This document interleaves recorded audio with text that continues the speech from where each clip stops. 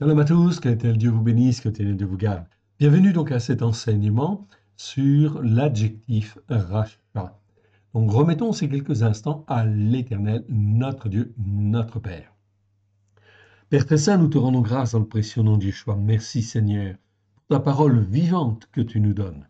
C'est toi qui nous enseignes, qui nous as rachetés par le sang de l'agneau, afin que nous puissions être à toi, Seigneur. Ton fils, ta fille, ta servante, ton serviteur, oui, à la gloire de ton saint nom.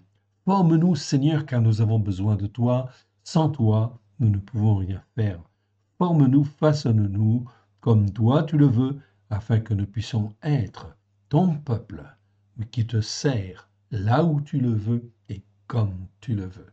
Merci, Père très Saint. Merci, Yeshua. Merci, Esprit Saint. Amen.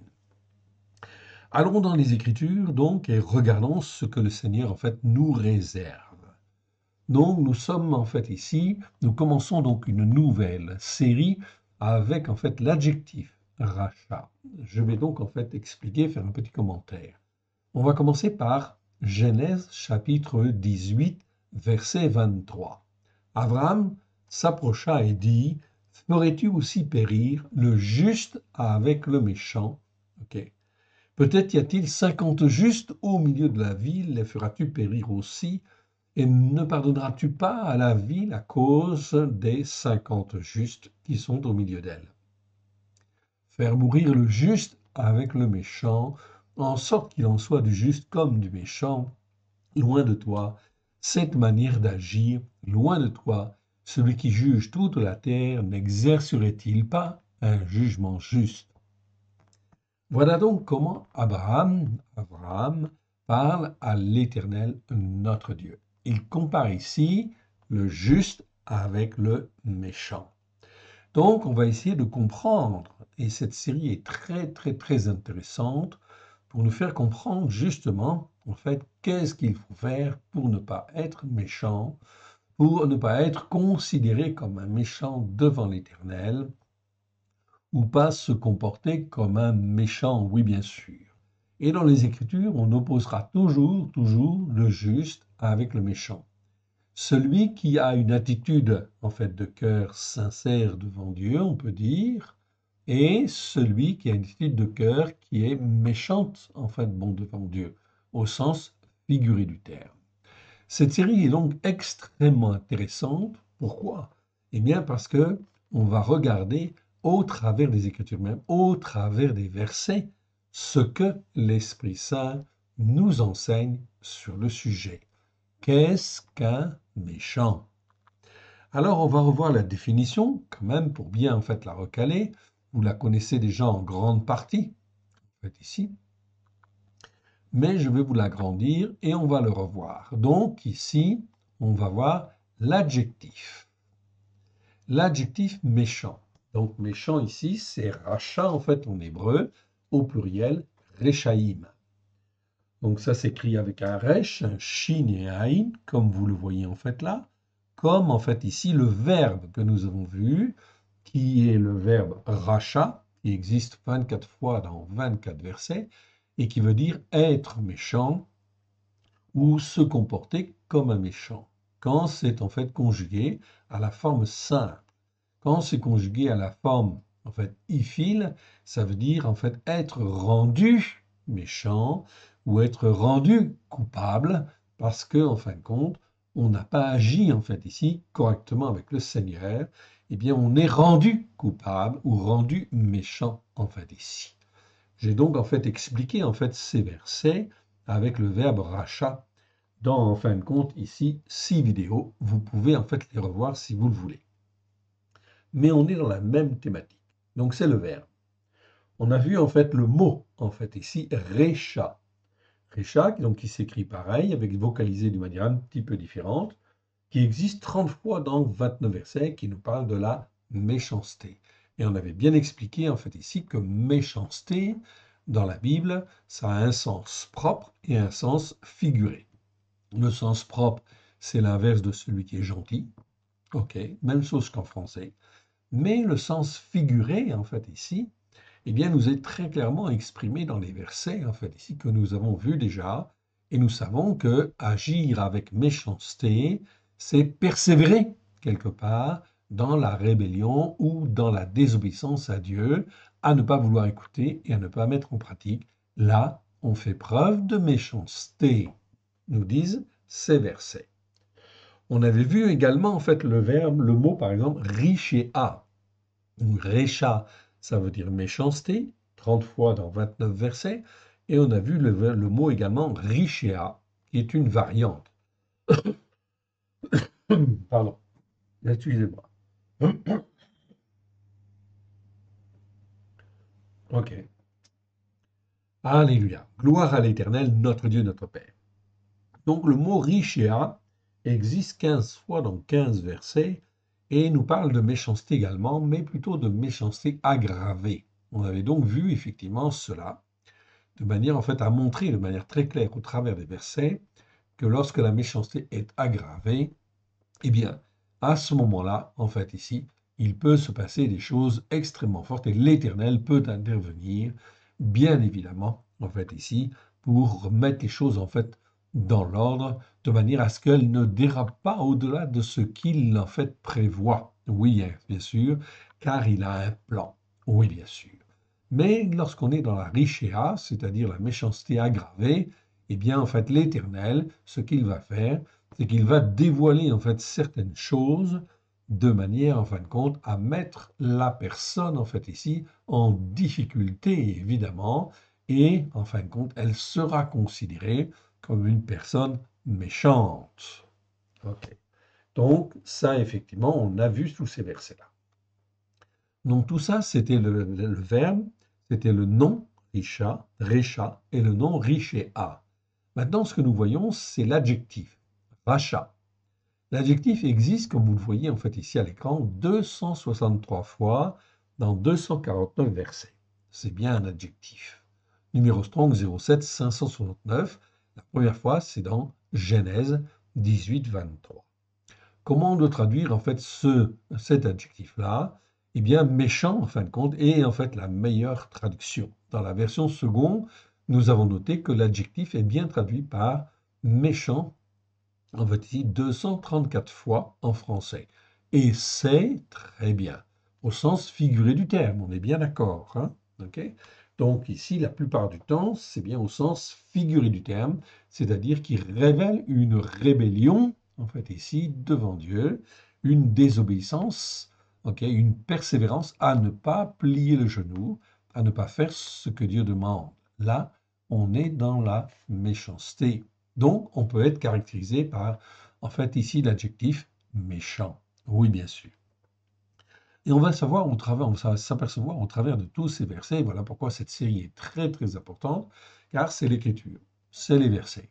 Et les versets, en fait, ici, ces versets vont nous expliquer très clairement, en fait, ici, ce que c'est qu'un comportement de méchant. Et il n'y a pas d'ambiguïté, en fait, ici, les choses sont claires. Sont claires car c'est l'écriture, en fin de compte, qui le dit, qui l'exprime. Et toute l'écriture, en fait, est juste. Voilà pourquoi quand on juge d'après l'écriture, d'après les jugements justes de l'écriture, si l'écriture considère que ça, c'est un comportement de méchant, eh bien, on doit qualifier effectivement ce comportement de méchant. Le mot est traduit également 10 fois par coupable. Bon, c'est pas très bon comme traduction. 6 fois par impie, une fois par pécheur, une fois par qui mérite, une fois qui avait tort, 2 fois par mauvaise, etc.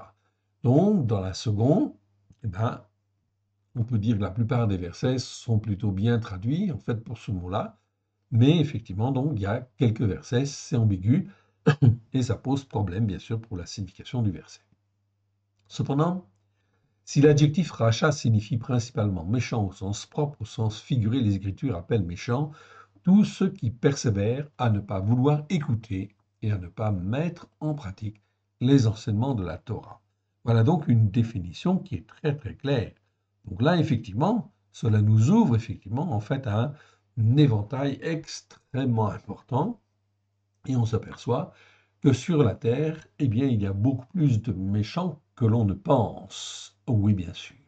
Mais, bien sûr, il nous faut vérifier cela, Et c'est pour ça qu'on va parcourir tous ces versets.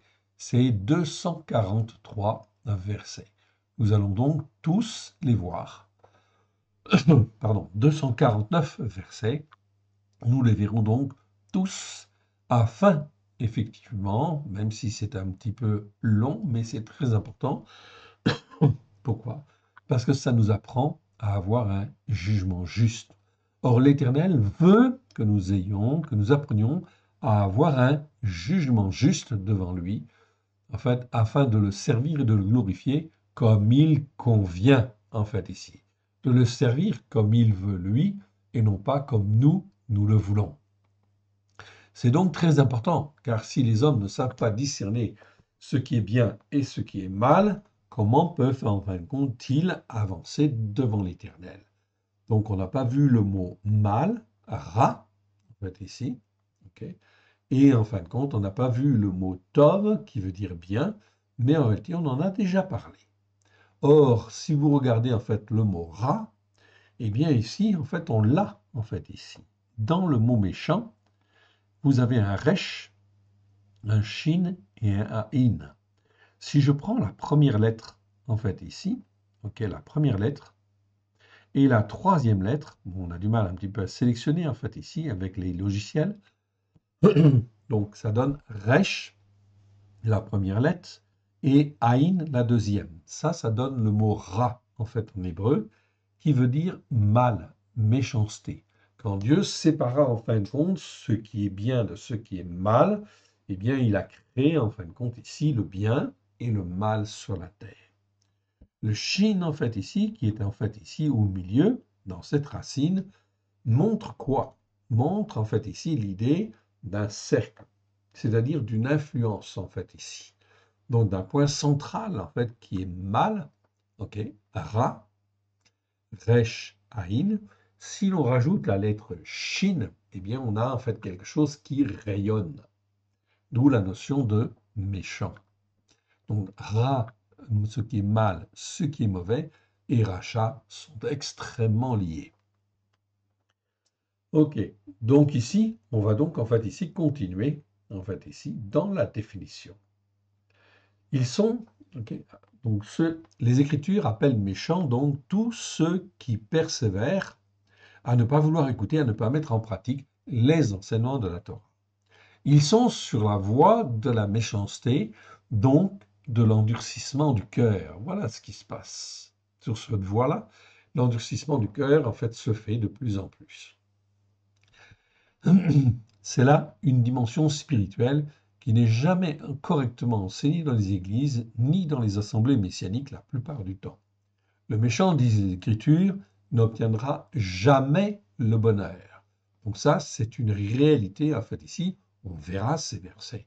Là, on l'affirme, okay, mais parce qu'on a vu les versets et on a compris les versets. Vous le verrez, en fait, vous-même. Le méchant, il est maudit s'il persévère dans cette voie-là. L'homme ne peut trouver son accomplissement que lorsqu'il se rapproche d'Élohim et qu'il persévère dans les promesses du Très-Haut au travers de Yeshua Mashiach, celui qui est appelé le Christ.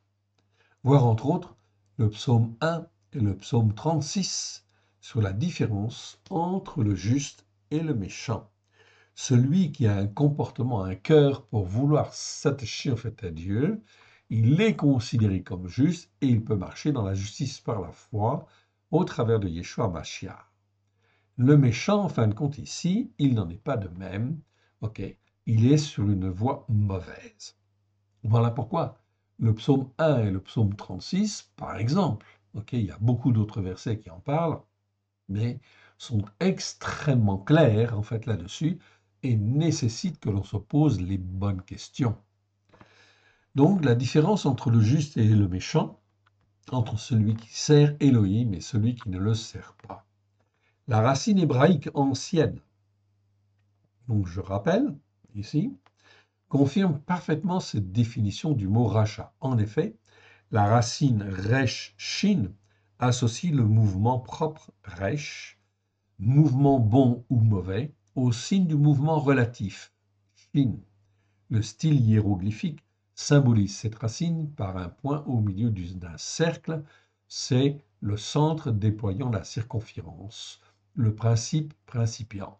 Définition de Fabre d'Olivet dans sa grammaire de 1850. C'est un grammaticien français qui, en fait, ici, que l'Éternel Dieu avait suscité pour expliquer, en fait, ici, comment, en fait, ici, marchaient les Écritures et comment, en fin de compte, ici, les Écritures avaient été conçues par l'Esprit de Dieu. C'est donc extrêmement important, car on est là, en fait, en dehors de l'influence mauvaise des docteurs de l'Église et en dehors de l'influence mauvaise des, en fait, ici, pharisiens, oui, bien sûr.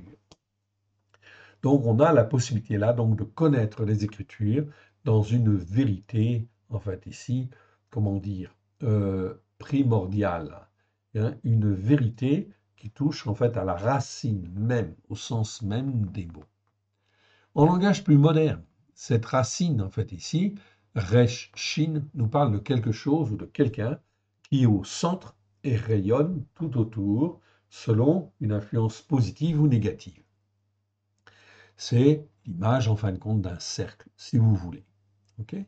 Le rajout de la lettre Aïn ici est ici le signe de tout ce qui est fourbe, faux, pervers, mauvais. Cette définition, nous l'avons déjà vue, en fait, ici, avec le verbe racha. Nous l'avons vu avec le mot recha, et nous l'avons vu avec le mot richéa, et nous le voyons maintenant avec l'adjectif racha. C'est exactement la même chose, en fait, ici. La même définition. Et donc contraire aux valeurs de Elohim. Donc ici, eh bien, le rajout de la lettre Aïn est ici le signe de tout ce qui est fourbe, faux, pervers ou mauvais. Donc méchant. Être méchant, c'est quelqu'un ou quelque chose qui est au centre, qui est mauvais, et qui rayonne en fait aussi tout autour d'une manière fourbe, fausse, perverse, mauvaise. Donc on résume en fin de compte cela par le mot méchant en fait en français, qui est en fin de compte ici une des meilleures traductions pour en fait ici comprendre ce mot-là. Et donc, contraire en fait aux valeurs de Elohim que Elohim veut donner aux hommes, traduire principalement cet adjectif par méchant en opposition avec celui qui est déclaré juste est une des meilleures traductions en français.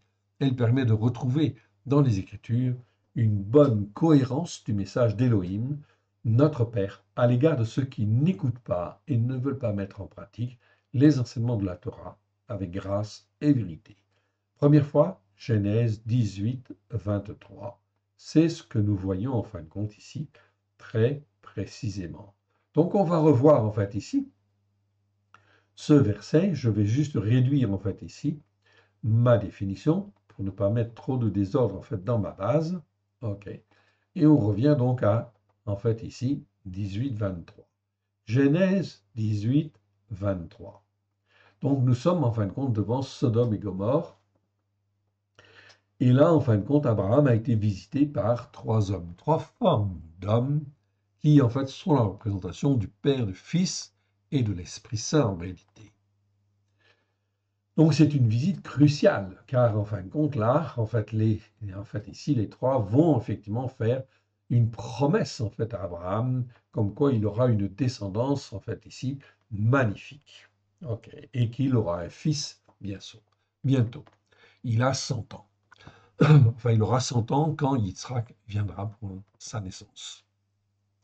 Abraham s'approcha et dit, ferais-tu aussi périr le juste avec le méchant? Donc, on voit bien, en fait, ici, que Abraham, en fait, ici, a une relation tout à fait personnelle avec le Père. Ok, de cœur à cœur, feras-tu périr le juste avec le méchant? Donc, il a presque 100 ans, en fait, ici. Donc, son appel, c'était quand? Abraham a été appelé, il avait 75 ans. Donc, ça fait 25 ans que Abraham, en fait, marche avec l'Éternel Dieu, apprend à marcher avec l'Éternel Dieu. Il a presque 100 ans ici, 99 ans très précisément. Et là, en fait, il parle à Dieu. Il sait, en fin de compte, que les trois hommes, en fait, ici, s'en vont vers Sodome et Gomorre. En fait, il n'y en a que deux qui vont partir, en fait, ici. Ok, le troisième, en fait, s'en va au ciel, en fait, ici. Et effectivement, donc deux de ces trois s'en vont effectivement à Sodome et Gomorrhe pour appliquer les jugements de Dieu.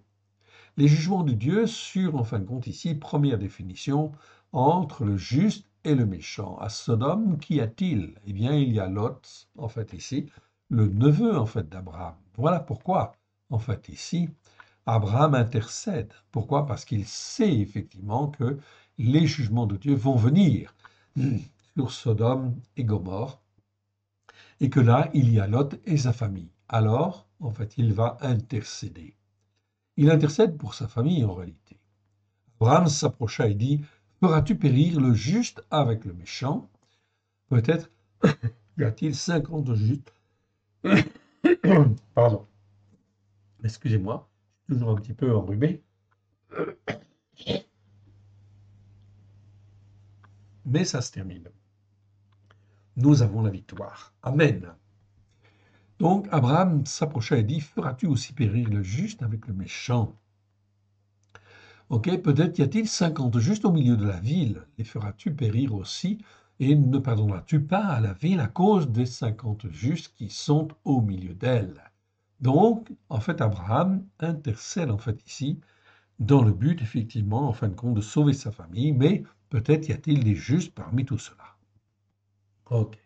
En fait, ils sont tellement devenus méchants, tellement en fin de compte dans la perversité, que les jugements en fin de compte vont venir, oui bien sûr, et le jugement est déjà arrêté, oui bien sûr. Alors en fait ici, Abraham continue faire mourir le juste avec le méchant, en sorte qu'il en soit du juste comme du méchant, loin de toi cette manière d'agir. C'est exactement pareil aujourd'hui, nous sommes en 2024. Est-ce que l'Éternel Dieu va faire périr le juste avec le méchant? Non. Mais il va juger. Et il faut qu'il agisse, oui bien sûr, car nous sommes à la fin des temps, oui bien sûr. Ou dans les temps de la fin, si vous voulez. Donc en fait, forcément, il y a tout un son de choses qui doivent se faire. Et le jour de l'Éternel, ce n'est pas un jour, en fin de compte, ici, comment dire, sans, en fin de douleur, évidemment. Okay. On le voit, c'est écrit dans les Écritures. Ok, loin de toi cette manière d'agir, loin de toi, celui qui juge toute la terre n'exercerait-il pas un jugement juste? Non, on a ici, le mot mishpat. Oui, bien sûr, que l'on a étudié, oui, bien sûr, déjà. On a fait 33 vidéos sur le mot jugement, on a vu tous les versets, parce que l'Éternel Dieu nous demande d'apprendre à avoir un jugement juste. Or, si je ne n'étudie pas en fait les jugements justes de l'Éternel, comment est-ce que je peux juger d'une manière juste? C'est impossible. Mishpat en fait ici, donc nous avons fait les vidéos. Je vous renvoie donc à ces vidéos. Donc ici, le jugement juste, Abraham sait très bien en fait ce que c'est qu'un jugement juste. Voilà pourquoi nous devons aussi nous apprendre, oui bien sûr. Et l'Éternel dit, si je trouve dans ces hommes 50 justes au milieu de la ville, je pardonnerai à toute la ville à cause d'eux. Et Abraham va intercéder. Et il va s'arrêter à 10. À 10, pourquoi? Eh bien, en fin de compte, parce que la famille de Lot, en fait, ici, eh bien, ils sont 8 en réalité, donc il ne descendra pas en dessous, en fin de compte, de 10. Mais malheureusement, en fin de compte, ici, selon effectivement les jugements de l'Éternel, il y a très très peu de justes, oui bien sûr, et le seul qui s'en sortira, c'est bien sûr, c'est Lot. Avec ses deux filles, effectivement, en fait, qui sont là. Ok. Donc là, ça interpelle déjà sur la notion de juste. Qu'est-ce que c'est être juste? Qu'est-ce que c'est être méchant devant l'Éternel? Évidemment. On continue. Et on arrive en fin de compte maintenant. Ok. Ah, j'ai pas le bon. Pardon. Je reviens donc à ma définition. Ici, donc, Genèse 18, verset 23, 18, verset 23. Ok. Je reprends en fait mon verset. Voilà. Et je reprends en fait la définition du mot rachat pour aller en fait à la suivante. Oui, bien sûr. Donc je la sélectionne en fait ici. OK, copier, je la mets dans ma zone de recherche et on verra ainsi en fin de compte les mots suivants. OK, car nous les avons tous repérés, tous les versets. Alors on arrive en fait au deuxième, au troisième et on arrive au quatrième. Donc là, on est dans Exode, chapitre 2, verset 13. Et donc là, en fait, on arrive en fin de compte à Moshe, Moshe en fait ici. Donc, Exode chapitre 2, verset 13. On va reprendre à partir du verset 11. En ce temps-là, Moshe, devenu grand, se rendit vers ses frères et fut témoin de leurs pénibles travaux. Il vit un homme égyptien qui frappait un hébreu d'entre ses frères. Il regarda de côté et d'autre et voyant qu'il y avait un autre homme, qu'il n'y avait aucun homme, il tua l'Égyptien, le cacha dans le sable. Il sortit le jour suivant, et voici deux personnes d'origine hébraïque, donc des Juifs, se querellaient. Il dit au méchant, donc dans la Bible seconde, c'est traduit celui qui avait tort. Mais en fait, ici, l'Écriture dit très clairement celui qui est méchant, en fait, ici. Pourquoi frappes-tu ton prochain? Et il répondit, qui t'a établi en tant qu'homme pour être chef et juge sur nous? Penses-tu me tuer comme tu as tué l'Égyptien? Moshe eut peur et dit, certainement la chose est connue. Pharaon apprit ce qui s'était passé et il chercha à faire mourir Moshe. Mais Moshe s'enfuit de devant Pharaon, et il se retira dans le pays de Midian où il s'arrêta près d'un puits. Donc ici, l'Écriture identifie très clairement la personne qui, en fait ici, était en tort comme un méchant, oui bien sûr. On n'a pas plus d'éléments pour caractériser effectivement le comportement de cet homme, mais en fait ici, Moshe intervient et veut faire la différence. Il a commencé en fin de compte à apprendre et apprendre à discerner ce qui est bien et ce qui est mal devant Dieu, et en fin de compte là, il essaie de s'interposer et se positionner en tant que juge, mais il n'est pas institué en fait ici comme juge. Voilà pourquoi en fait on le reprend et la chose finit par se savoir effectivement, et en fait ici, eh bien Pharaon veut le faire mourir. Alors il s'enfuit en Madian et il s'en reviendra que 40 ans plus tard. Ok. Tout simplement, en fin de compte, c'est le temps de la formation en fait aussi. Exode chapitre 9. Exode chapitre 9, et nous allons en fin de compte aller à partir du verset 22, et nous allons voir que la notion en fin de compte de méchant et de, de méchant et de juste, en fait ici, elle est connue de beaucoup de gens. On sait très bien ce que ça veut dire. Même Pharaon sait la différence entre un juste et un méchant. On va le voir au travers de ce passage. Exode chapitre 9, verset 22. L'Éternel dit à Moshe, étends ta main vers le ciel, et qu'il tombe de la grêle dans tout le pays de Mizraïm, sur les descendants d'Adam, sur les animaux à 4 pieds, et sur toutes les herbes des champs, sur le pays de Mizraïm. Pardon.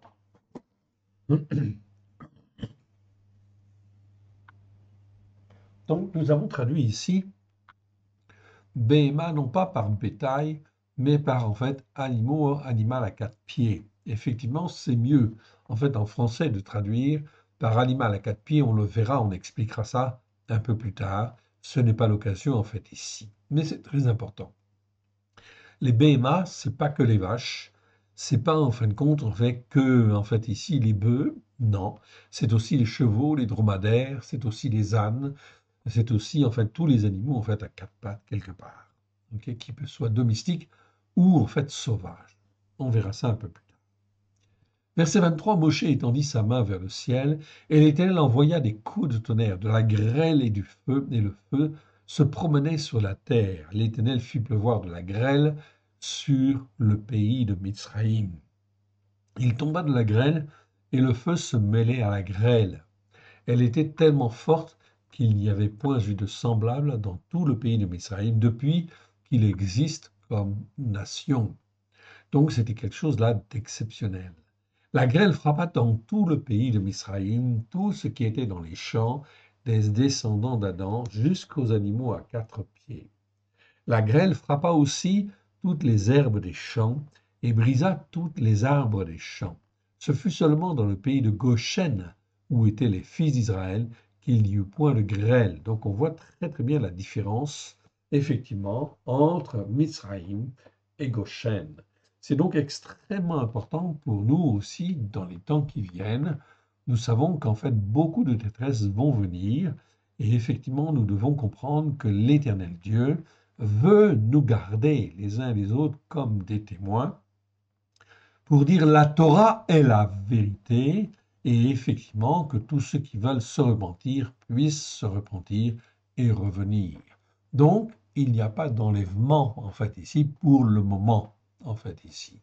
Donc, ne croyez pas n'importe quel prophète, nous allons traverser des périodes difficiles et il vaut mieux que notre foi soit bien accrochée et bien en fait ici affermie dans ce qui est bien, ce qui est mal devant Dieu, afin d'avoir un meilleur jugement juste. Verset 27. Pharaon fit appeler en fait Moshe et Aaron et leur dit, cette fois j'ai péché. Donc Pharaon reconnaît en fait ici, cet homme des nations reconnaît qu'il a péché. C'est l'Éternel qui est celui qui est juste. Donc là, il va utiliser en fait ici l'adjectif juste, justement, tzaddik, en fait ici. Donc l'adjectif tzaddik, qui veut dire en fait juste tout à fait, et qui est opposé en fait au méchant tout simplement, en fait ici. Donc tzaddik, ici 206 fois dans 197 versets, on n'a pas vu les versets encore, mais on aura l'occasion d'en voir pas mal. Ok. Donc, si Dieu le veut, on fera tous les versets, mais ce n'est pas l'objet pour le moment. Donc, j'ai péché. C'est l'Éternel qui est juste, moi et mon peuple, nous sommes les méchants. Donc ici, on voit bien en fait ici l'adjectif rachat dont on parle en fait ici, okay, qui existe 263 fois dans 249 versets. Donc là, on voit bien l'opposition entre le juste et le méchant. Celui qui est avec Dieu est considéré comme juste, celui qui n'est pas avec Dieu est considéré comme un méchant. Et Pharaon, bien sûr, est bien quelqu'un qui, en fait, persévère à ne pas écouter, en fait, ici, et à ne pas plier le genou. Il est pris par l'orgueil, par l'endurcissement, en fin de compte, du cœur, qui est une des caractéristiques, en fait, aussi très importantes d'un comportement de méchant, en fait, ici. Donc, on comprend très bien, en fin de compte, aussi, cette dimension, en fin de compte, là, okay, au travers de cet exemple, en fait, ici. On continue. Et donc vous voyez Pharaon qui dit à cette plaie, verset 28, priez l'Éternel pour qu'il n'y ait plus de coups de tonnerre d'Élohim et de la grêle. Je vous laisserai aller et l'on ne vous retiendra plus. Moshe lui dit, quand je sortirai de la ville, je lèverai mes mains vers l'Éternel, les coups de tonnerre cesseront et il n'y aura plus de grêle, afin que tu saches que la terre est à Élohim, est à l'Éternel. Mais je sais que toi et tes serviteurs, vous ne craindrez pas encore l'Éternel l'Élohim. Donc Moshe n'est pas dupe. Il a appris en fin de compte le jugement juste, il sait que l'affaire n'est pas terminée. En fait ici, il faut que cela continue jusqu'à ce qu'il y ait les 10 plaies. Oui, bien sûr. Donc Moshe le sait, en fait ici, il est dans un jugement juste. Il a appris en fait à avoir un jugement juste. Voilà pourquoi. Il a passé 40 ans en fait ici en Madian, en dehors de l'Égypte, pour être formé, façonné comme l'Éternel Dieu le voulait.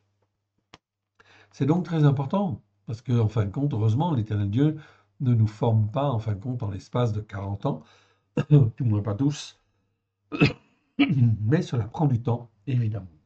Ok. On continue. Allez. Excusez-moi. Ok. Tu ne répandras point de vaines rumeurs. Donc là, on est dans Exode chapitre 23. Ok. 23, versets 1 et 2. Tu ne répandras point de vaines rumeurs. Tu ne te joindras point aux méchants pour faire un témoignage empreint de violence. Donc ici, ok, on parle effectivement de violence, de ramasse en fait ici. Donc c'est bien de violence. Donc jamais de la vie. Tu ne t'associes jamais avec un méchant pour en fait faire un témoignage empreint de violence. Surtout pas. D'où l'importance d'apprendre à juger. Si je n'ai pas un jugement juste, eh bien, en fin de compte, je risque en fin de compte de me laisser entraîner par des mauvais shows. Tu ne répandras point de vaines rumeurs, tu ne te joindras point aux méchants pour faire un témoignage empreint de violence. Tu ne suivras point la multitude pour faire le mal. En fait, ici, donc là, c'est bien le mot ra'a dont je vous ai parlé tout à l'heure, ok, qui parle en fin de compte de tout ce qui est mal. Mal, c'est le mot ra en fait en hébreu, qui existe 663 fois dans 623 versets. C'est un adjectif. Ce qui est mauvais, ce qui est mal, ce qui, en fait, ici, n'est pas bien devant Dieu. En fait, ici, c'est le mot ra, tout simplement. Et donc, rachat vient du mot ra, en fait, ici, quelque part. Sauf que rachat, cela rayonne, en fait, autour. Alors que ra ne rayonne pas. C'est le mal, en fait, par exemple, ou ce qui est mauvais. C'est une caractéristique propre. Rachat, c'est le méchant, c'est-à-dire, ça a une influence autour, en fait, ici. Donc, très bien pour cette définition-là. Tu ne suivras point la multitude pour faire le mal, tu ne pénétreras point dans un procès en te mettant du côté du plus grand nombre, ok, pour violer la justice. Donc tout ça, ce sont des apprentissages afin de ne pas avoir de comportement, en fait, qui soit allié à la méchanceté en aucune manière. Versets, en fait, 6 et 7. Tu ne déformeras point le jugement de l'indigent. Dans un procès, tu ne prononceras point la parole de mensonge, tu ne feras point mourir l'innocent et le juste, car je ne rendrai pas juste un méchant. Ok, donc l'Éternel Dieu est en train de dire attention, attention à nos jugements. On ne doit pas déformer les jugements pour que, en fin de compte, ici, il soit mauvais devant Dieu, certainement pas. D'où la nécessité d'apprendre à avoir un jugement juste. Ça, je renvoie aux vidéos que nous avons fait sur le jugement juste. Tu ne prononceras point de paroles de mensonge, en fait, ici. OK? C'est pas tout à fait écrit comme ça dans la seconde. Tu ne feras point mourir l'innocent. OK? Et le juste. OK? Car je ne rendrai point juste le méchant, ou je ne justifierai jamais, en fait, un méchant. Donc ici, un comportement de méchant. C'est donc très, très important, cette notion de méchant, en fait, ici. Donc, l'Éternel Dieu dit, en fait, ici, qu'il ne justifiera pas, ou qu'il ne rendra pas juste un méchant, certainement pas. Donc voilà pourquoi le Seigneur veut que nous apprenions, en fait, à dire, ce qui est méchant, je dois dire que c'est méchant devant Dieu. Et comment je peux le dire, en fait, avec sûreté? Je peux le dire avec sûreté seulement si j'ai appris, seulement si je suis les jugements justes de l'Éternel. Donc, si je juge comme l'Éternel Dieu juge, je suis dans un jugement juste. Si je ne juge pas comme, en fait, ici, Dieu juge, alors je risque d'être dans un raisonnement faussé. Peut-être même un raisonnement, en fin de compte, qui va devenir méchant ou qui peut être méchant, parce que si je justifie le méchant, ou si je ne condamne pas le méchant alors qu'il se comporte comme un méchant, eh bien, je suis considéré comme quelqu'un qui n'agit pas, en fait, correctement devant Dieu et qui agit avec méchanceté. Parce que, en fait, dans ce cas-là, on est fourbe, faux, en fait, pervers, quelque part. Donc, c'est bien cette définition de méchant qu'il faut comprendre, oui, bien sûr. OK. Verset 8, tu ne recevras point de présent, car les présents aveuglent ceux qui ont les yeux ouverts et corrompent les paroles des justes. OK? Donc voilà, en fait, ici, des conseils que l'Éternel Dieu donne.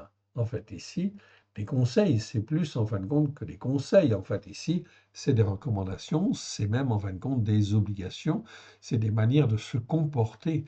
En fait, ici, si tu dois juger, tu ne dois jamais accepter, en fin de compte, de présent des personnes présentes afin effectivement de ne pas fausser en fin de compte ton jugement en fait ici. Donc c'est donc très important de bien comprendre cela. Ça fait partie, en fin de compte, du jugement juste, hein, tout simplement. Ok, on continue. Et on arrive, en fin de compte, maintenant dans Nombre, chapitre 16. Chapitre 16, verset 26. Ok. Nombre, chapitre 16, verset 26. Ok, on va reprendre à partir du verset 23. Et on va lire, en fait, là, tout le passage quand même. Ok, parce qu'il est très instructif. L'Éternel parle à Moshe et dit, assemble, ok, parle à l'assemblée des témoins et dit, retirez-vous de toutes parts, loin du tabernacle, de Corée, de Korah, de Dathan et d'Aviram, dont vous vous souvenez, en fait, ici, nous sommes dans le désert.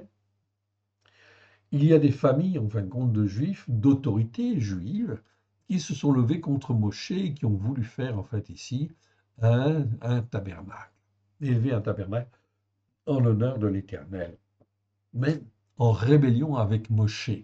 Ok, Moshe et Aaron.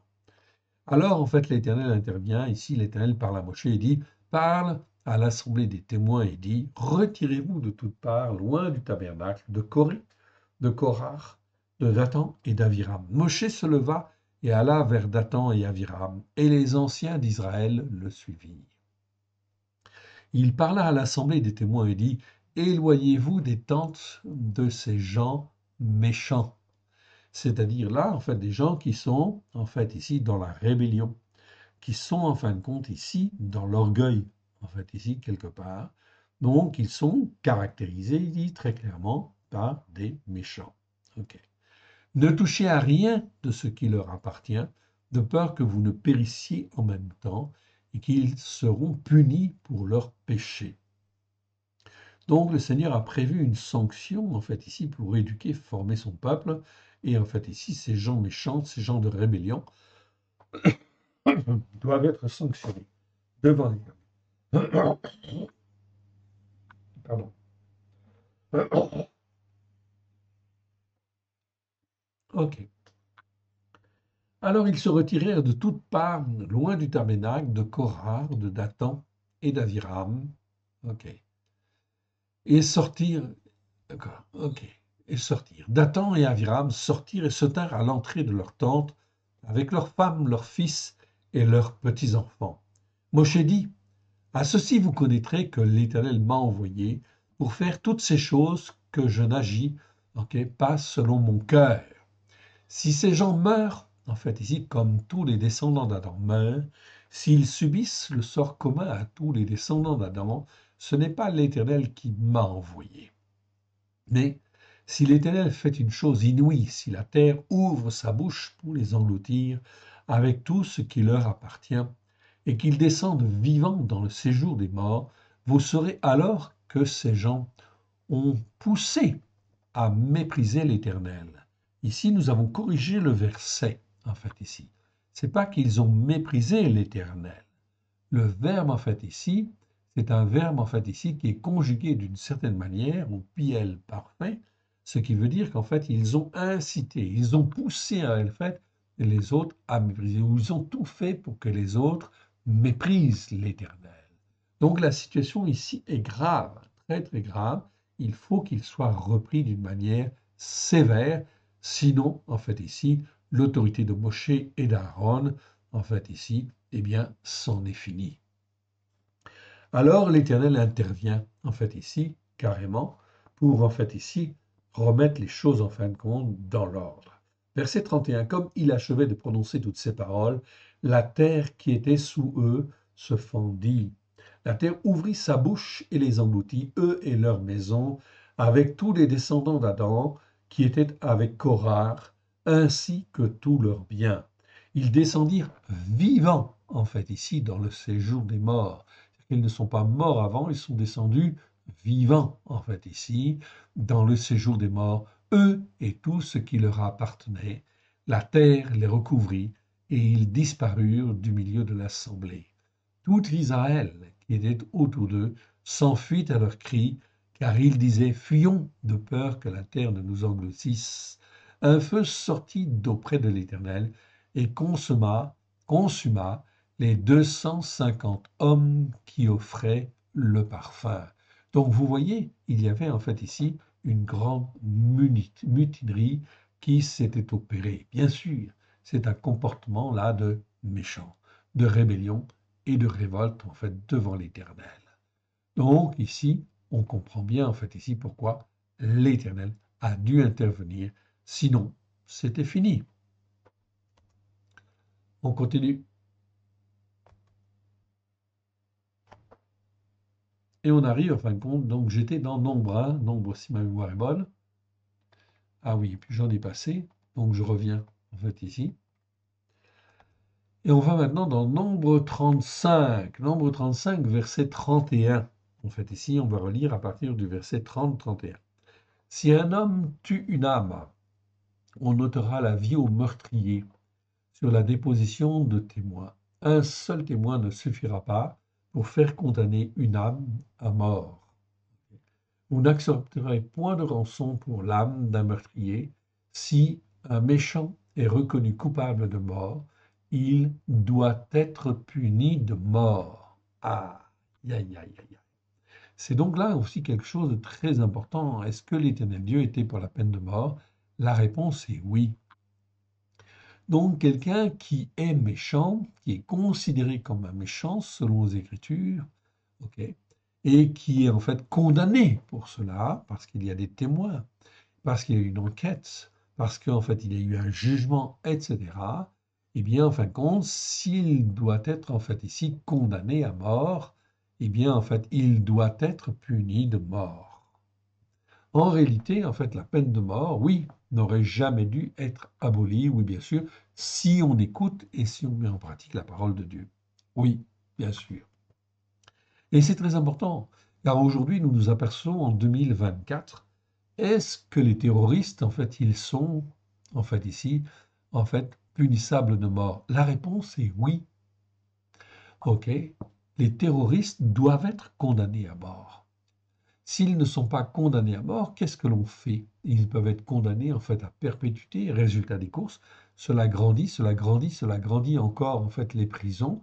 Et il faut payer bien sûr pour maintenir en fait en vie, en fait ici, et prendre des risques, oui, importants, effectivement, que Dieu n'a jamais, jamais demandé. Donc en fait ici, le méchant doit être puni de mort. Ok.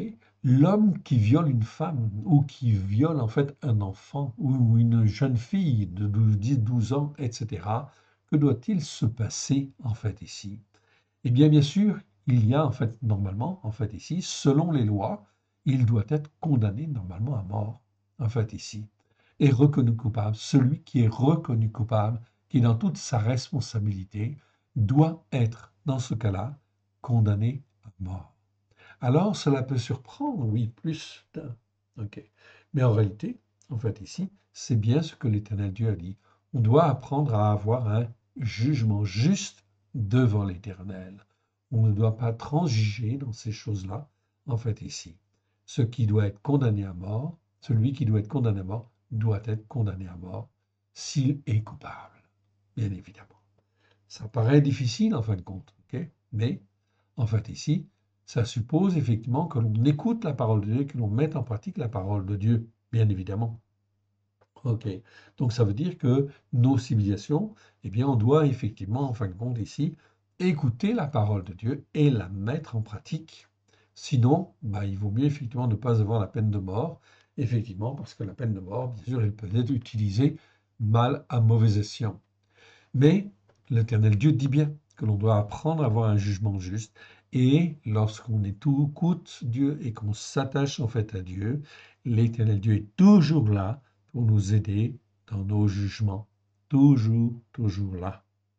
Voilà pourquoi, en fait, si on est attaché à Dieu, les jugements, en fin de compte, mauvais, ne sont pas là, n'ont pas à être là, si on a la crainte de Dieu. C'est donc très important. Mais quand on ne craint pas Dieu, eh ben, ça pose problème. Donc c'est un grand débat, hein. Enfin, disons, c'est pas.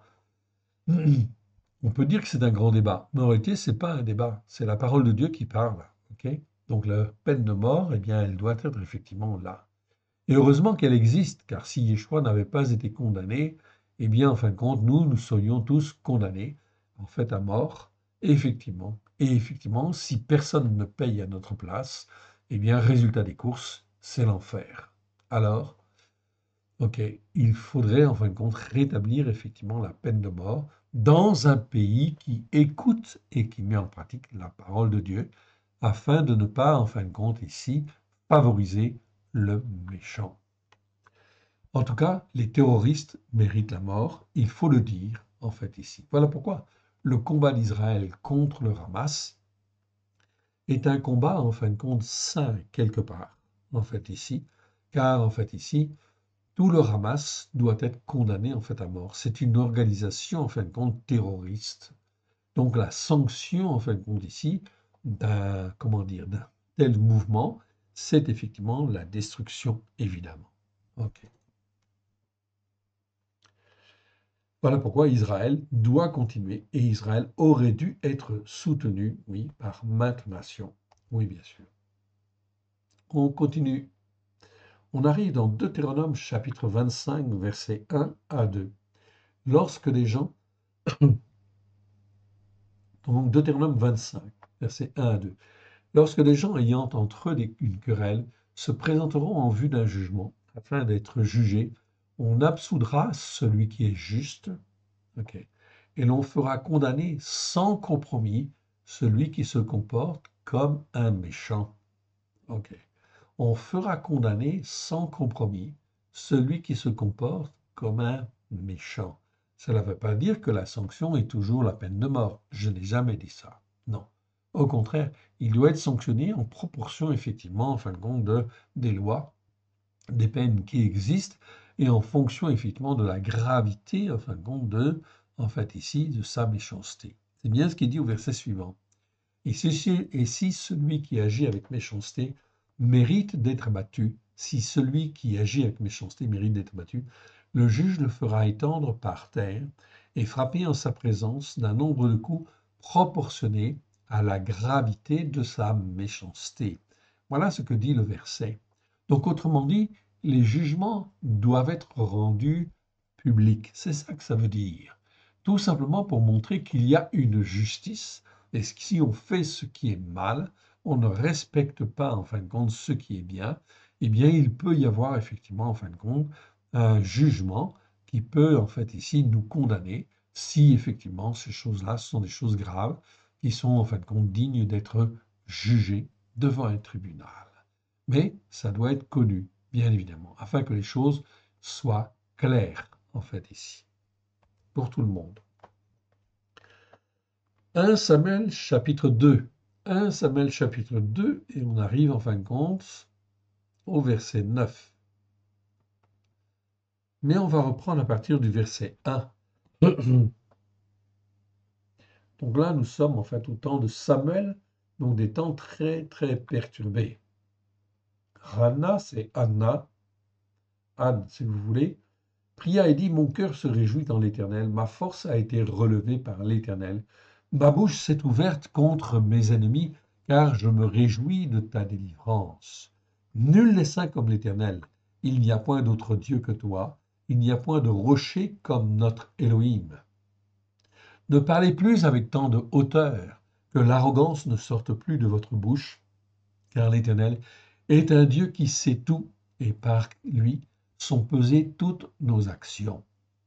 Donc Anne, elle parle en fait ici, et elle parle en fin de compte dans ce temps en fin de compte de misère qui existait en fait après la période des juges. Et là on est au début de Samuel, il y a beaucoup de choses mauvaises qui se pratiquent en fait encore. Verset 4. L'arc des puissants est brisé, et les faibles ont la force pour ceinture. Ceux qui étaient rassasiés se louent pour du pain, et ceux qui étaient affamés se reposent. Même la stérile enfante 7 fois, et celle qui avait beaucoup d'enfants est flétrie. L'Éternel fait mourir et fait vivre. Il fait descendre du séjour des morts, et il en fait remonter. L'Éternel appauvrit, et il enrichit. Il abaisse, et il élève. De la poussière, il retire le pauvre, du fumier, il relève l'indigent. Pour les faire asseoir avec les grands, il leur donne en partage un trône de gloire. Car à l'Éternel sont les colonnes de la terre, et c'est sur elles qu'il a posé le monde. Il gardera les pas de ses bien-aimés, mais les méchants seront anéantis dans les ténèbres, car l'homme ne triomphera point par la force. Les ennemis de l'Éternel trembleront du haut des cieux, il lancera sur eux son tonnerre, l'Éternel jugera les extrémités de la terre, il donnera la force à son roi, il relèvera la force d'agir de son oint. Elkana s'en alla dans sa maison à Rama, et l'enfant fut au service de l'Éternel devant le sacrificateur Élie. Dans cette période extrêmement troublée, où il n'y avait que méchanceté sur méchanceté, l'Éternel sonde les cœurs, sonde les reins, et ne cherche qu'une seule chose. C'est des hommes et des femmes qui le servent pour relever en fin qu'ici la justice. Et voilà qu'au travers de cette femme, Anna, eh bien, en fin de compte, il va lui faire avoir un enfant, ok? Et cet enfant, ce sera le prophète, en fait, Samuel. Même le sacrificateur Élie, qui est là, en fait, ici, est un sacrificateur qui n'a pas éduqué ses enfants comme il convient. Ils sont pervers. Donc les fils d'Élie qui sont sacrificateurs sont en fait des fils pervertis, en fait ici corrompus. Mais l'Éternel Dieu veut effectivement restaurer les choses. Alors, il cherche. Et là, il trouve une femme humble de cœur, Anna. Voilà ce que le Seigneur, l'Éternel, regarde en fait aujourd'hui. Il regarde s'il y a des hommes et des femmes qui ont un cœur pour le servir, le glorifier lui. Vous inquiétez pas, quel que soit l'endroit où vous êtes, l'Éternel Dieu sonde les cœurs, sonde les reins. Il regarde et il voit. On continue. Et on arrive dans 1 Samuel, chapitre 24. 24. Et là, c'est David qui parle, si ma mémoire est bonne. Voilà. David qui parle, et il parle en fait à Shaoul, à Saül. Donc, c'est un petit peu plus tard.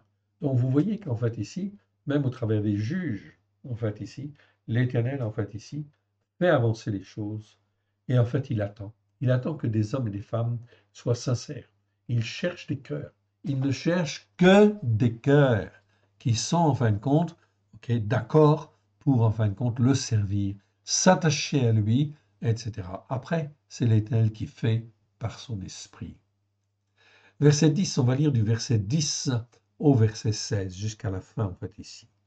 C'est 1 Samuel, chapitre 24, verset, en fait, 10 à 16, on va lire. David dit à Shaoul, « Pourquoi écoutes-tu les propos des descendants d'Adam qui disent, Voici David cherche ton malheur. » Ok. Tu vois maintenant de tes propres yeux que l'Éternel t'avait livré aujourd'hui entre mes mains dans la caverne. Donc, Saül était à la poursuite, en fin de compte, de David, et en fait, il s'était endormi pour se reposer dans une caverne, et en fait, David est allé le voir, en fait, ici, pendant qu'il dormait. Il dit ici, on m'excitait à te tuer, mais je t'ai épargné. Et j'ai dit, je ne porterai pas la main sur mon Seigneur, car il est loin de l'Éternel. Oui, Saül avait été choisi. Il a dérapé, oui. Mais en fin de compte, il ne le juge pas parce que ce n'est pas à lui de juger en fin de compte Shaoul. Il le sait. C'est à l'Éternel Dieu de juger. Donc, en fait ici, David a là un jugement juste, empreint de miséricorde, empreint de bonté, vis-à-vis de l'homme que l'Éternel Dieu a choisi. Car il est loin de l'Éternel. Verset 12. Vois mon père, vois donc le pan de ton manteau dans ma main. Ok. Puisque j'ai coupé le pan de ton manteau et que je n'étais pas tué, sache et reconnais qu'il y a dans ma conduite ni mal, ni transgression, et que je n'ai point péché contre toi. Et toi, tu me dresses des embûches pour m'ôter la vie. Qui est le juste dans ces comportements-là? On voit bien que David a un comportement parfaitement juste.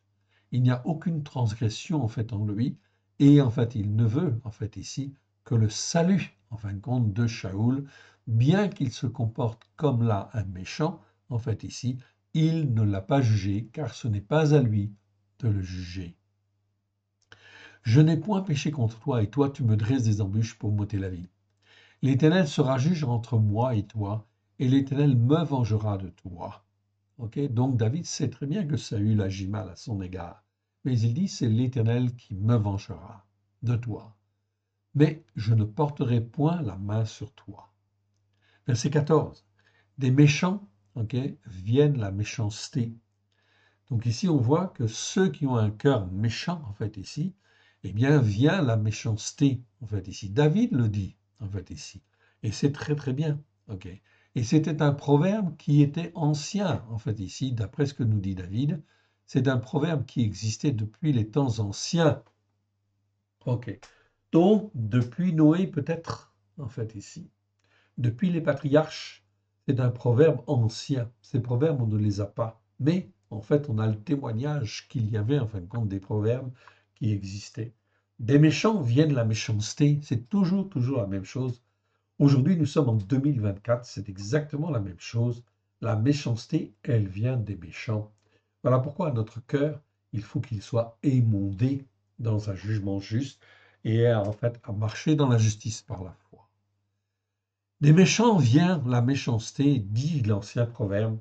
Aussi, je ne porterai point la main sur toi. Contre qui le roi d'Israël s'est-il mis en marche? Qui poursuis-tu? Un chien mort, une puce? L'Éternel jugera et prononcera entre moi et toi. Il regardera, il défendra ma cause, il me rendra justice en me délivrant de ta main. Donc on voit que quoi ici? On voit que David, en fait, place une entière confiance, en fait, en l'Éternel. Et voilà ce dont nous avons besoin ici, d'apprendre à marcher dans la justice par la foi, de croire qu'il y a un Dieu juste, même si nous vivons dans une période où les gens sont méchants, en fait, ici, quelque part. Eh bien, effectivement, nous devons croire que l'Éternel Dieu domine et, en fait, apprendre à lui faire entièrement confiance. Ok, on continue? Allez, c'est parti.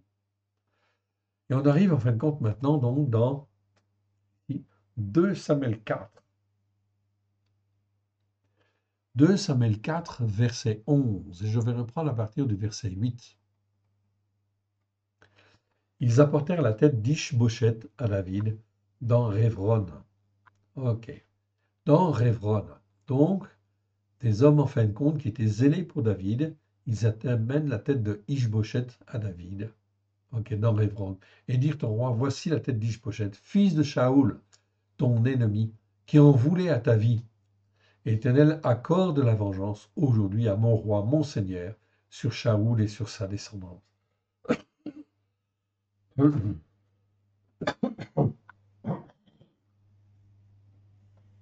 Pardon. Ok. David répondit à Récav, à Rérav, et à Baana, son frère, fils de Rimon de Béhéroth.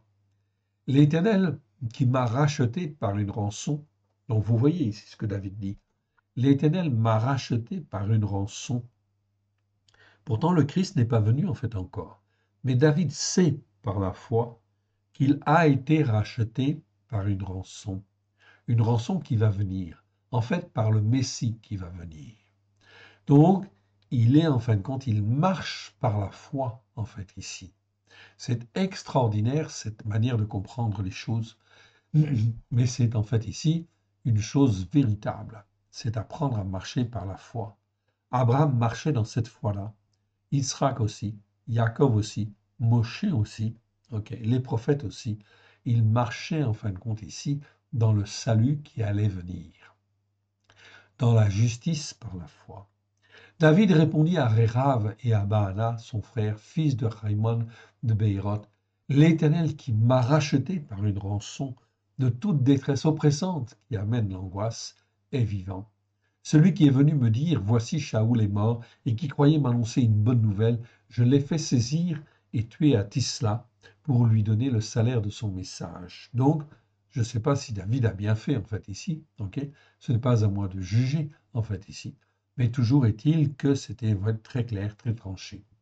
Et quand les hommes mortels qui sont des méchants ont assassiné un homme juste, donc là, il parle en fin de compte justement de ces hommes qui ramènent la tête de Ish-Boshet, le fils de Shaoul. Le fils de Shaoul, c'était pas un guerrier. Ok. Il avait, en fin de compte, il était impotent, en fait, ici. Ok. Donc, quelque part, en fin de compte, c'était un handicapé et il n'avait pas, en fin de compte, à être jugé, à avoir la tête tranchée. Non. Et ces hommes mortels, eh bien, en fin de compte, ok, sont jugés comme étant des méchants, en fait, ici, parce qu'ils ont tué, en fait, un homme. Et quand des hommes mortels qui sont des méchants ont assassiné un homme juste, ok, Ishboshet était considéré comme un homme juste dans sa maison, sur sa couche, combien plus ne redemanderai-je pas son sang de vos mains et ne vous en exterminerai-je pas de la terre. Et David ordonna à ces jeunes gens de les tuer. Ils leur coupèrent les mains et les pieds et les pendirent au bord de l'étang de Révron. Et ils prirent ensuite la tête de Ishboshet et l'enterrèrent dans le sépulcre d'Avner à Révron. Donc on voit que les temps étaient très difficiles en fait à l'époque. Hein. Ok, c'était pas simple. Mais en fait, compte, il fallait prendre des positions, en fait, ici claires pour éviter, en fait, ici trop les dérapages. Oui, bien sûr. OK. Mais c'est pas à nous de juger, nous n'avons pas les moyens de juger, en fait, ici. OK. 1 Roi, chapitre 8, verset 32. Verset 32 à 34 nous dit ceci. Donc, 1 Roi, chapitre 8, verset 32 à 34. Donc, c'est Salomon qui a en fait fait le temple, ok, le nouveau temple, et qui prie en fin de compte l'Éternel. Et il dit ceci, écoute-le des cieux, si un homme pêche contre son prochain et qu'on lui impose un serment de malédiction pour le faire jurer, s'il vient à faire un serment de malédiction devant ton autel dans cette maison, écoute-le des cieux, agis et juge tes serviteurs. Fais que celui qui est méchant soit condamné comme un méchant. Donc ici, le méchant doit être condamné comme un méchant. Donc on a revu en fin de compte ici la traduction parce qu'elle n'était pas juste, elle n'était pas bonne. Et c'est exactement ce que l'Écriture veut dire. Fait que celui qui est méchant, ok, ou considéré comme un méchant, soit condamné comme un méchant, et fait retomber sa voix sur sa tête, rend justice à celui qui est juste, et traite-le selon la justice par la foi. Donc là, on voit des choses très très importantes. Donc, quand on ne condamne pas, en fait, ici, un meurtrier, quand on ne condamne pas un violeur, quand on ne condamne pas, en fait, ici, un terroriste, eh bien, cela pose problème. Il n'est pas condamné comme un méchant. Donc, on ne peut pas être considéré comme juste devant Dieu. Oui, bien sûr. Voilà pourquoi les choses vont de travers. Et on ne peut absolument pas, en fin de compte aussi, ok, faire pression sur Israël quand Israël veut donner, en fait, ici, veut récupérer des otages. Eh bien, en fin de compte aussi, Israël n'agit pas bien aussi quelque part, car quand les terroristes sont condamnés, en fait, ici, il n'y a pas de peine de mort, en fait, elle a été abolie, en fait, là-bas, ok, malheureusement, en fait, ici, mais on garde les terroristes, et les terroristes, en fin de compte, ils servent de monnaie d'échange contre, en fin de compte, les otages. Donc, ça incite, bien sûr, le Hamas à, en fin de compte, faire des otages pour demander, en fin de compte, des rançons, et des rançons où on libère, en fait, justement, des terroristes, en fait, ici. Donc, ça ne va pas. Le système, en fait, est faussé, il est perverti, oui, bien sûr. Pourquoi? Parce qu'on n'écoute pas la parole de Dieu comme on devrait en fait le faire. Oh oui, bien sûr. Il y a beaucoup de choses en fait qu'on a à faire. On ne peut pas changer les choses comme ça du jour au lendemain, évidemment. Mais cela secoue. Ok. Donc ici, on arrive dans Ésaïe. Ésaïe chapitre 3, et je terminerai en fin de compte avec ce verset. Ésaïe chapitre 3, ok, et je vais reprendre à partir du verset 8. C'est le verset 11 qui nous intéresse. Donc verset 8, en fait ici, donc Ésaïe chapitre 3, verset 8. Jérusalem chancelle et Yehuda s'écroule parce que leurs paroles et leurs œuvres sont contre l'Éternel, bravant les regards de sa majesté. L'aspect de leur visage témoigne contre eux et contre Sédom. Ils publient leurs péchés sans dissimuler. Malheur à leur âme, car ils se préparent des maux. Dites que le juste prospérera, car il jouira du fruit de ses œuvres. Malheur aux méchants, il sera comme l'infortuné, en fait, comme l'infortune, il sera comme l'infortuné, car il recueillera le produit, en fin de compte, de ses mains. Mon peuple a pour oppresseur des enfants, et des femmes dominent sur lui. Mon peuple, ceux qui te conduisent t'égarent, et ils corrompent la voie de ton sentier. Tout simplement parce que, en fin de compte, on n'est pas dans l'écoute et la mise en pratique des jugements justes de l'Éternel.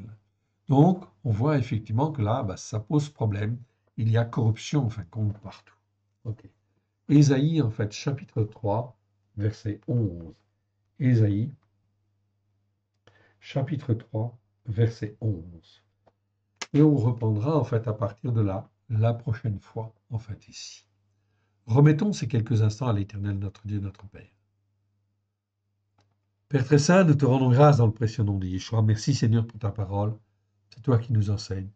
Nous te demandons pardon car nous sommes loin, loin de tes jugements justes. Et tends ta main bienfaisante que tu puisses, que ce qui n'est pas de toi dans le nom d'Yeshua s'en aille dans les lieux arides. Que ce qui est de toi soit loin de grâce et de vérité au travers de Yeshua, ton Fils bien-aimé.